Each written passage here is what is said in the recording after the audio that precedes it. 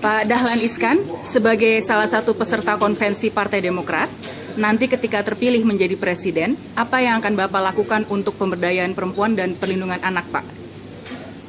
Saya orang yang sangat percaya dan karena itu saya mengeterapkannya dalam praktek sehari-hari bahwa masa depan dunia itu ada di tangan satu anak muda, yang kedua wanita.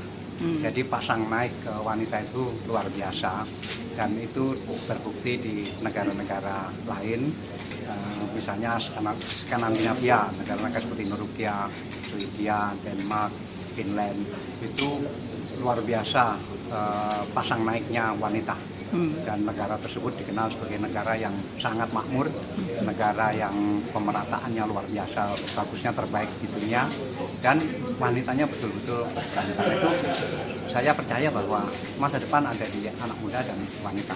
Tentu ada satu lagi, yang IT. Jadi apa yang akan Bapak lakukan untuk perempuan Indonesia, Pak, nanti dan anak? Selama ini saya sebetulnya tidak mau membedakan ini perempuan, ini laki-laki, pokoknya bersaing bebas.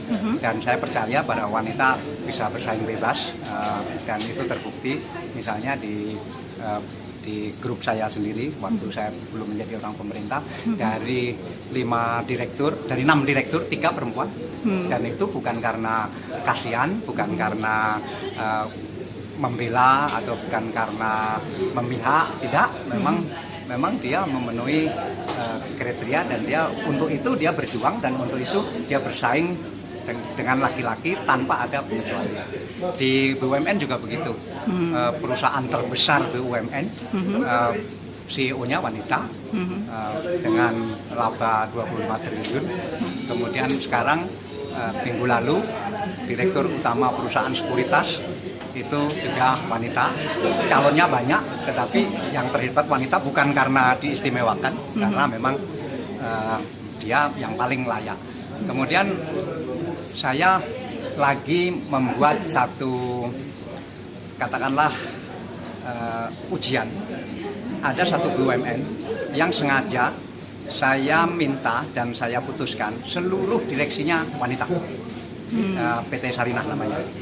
Saya pengen tahu bahwa tesis mengenai masa depan itu wanita, dan tesis bahwa sebuah organisasi kalau mayoritas dipegang wanita itu organisasi akan maju. Saya akan lihat ini hasilnya nanti 6 bulan lagi setelah satu kurun tertentu.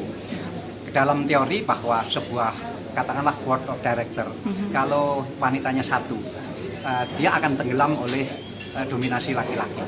Tetapi begitu wanitanya separuh atau lebih dari separuh, dia akan mendominasi board of director itu dan cenderung lebih sukses. Ini saya ingin melihat apakah betul PT Sarinah nanti akan lebih maju di tangan seluruh direkturnya wanita dibanding masalah yang lain. Kalau kebijakan tentang perlindungan anak, Pak?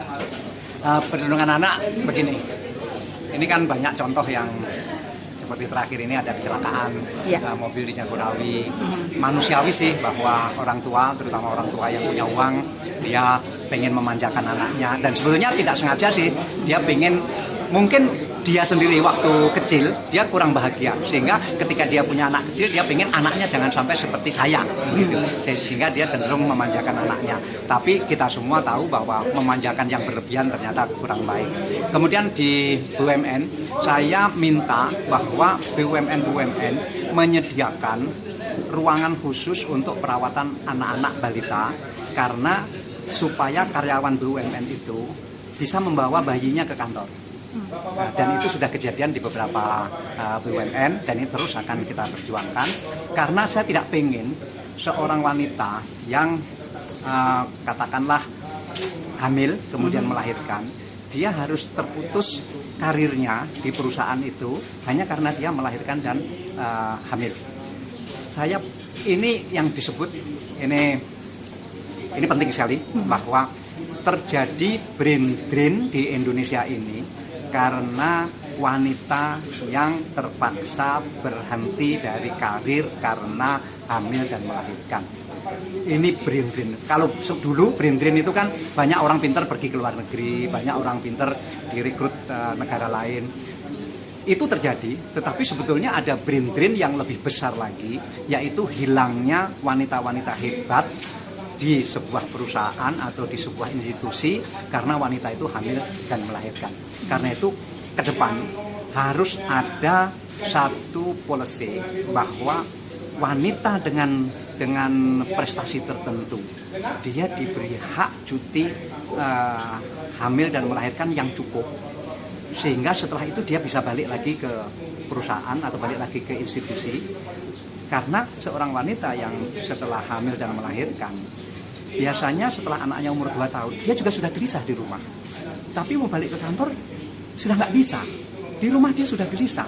Nah, ini harus ada jalan keluar. Oke. Terima kasih banyak Pak Dahlan, sukses ikutan konvensinya. Terima kasih.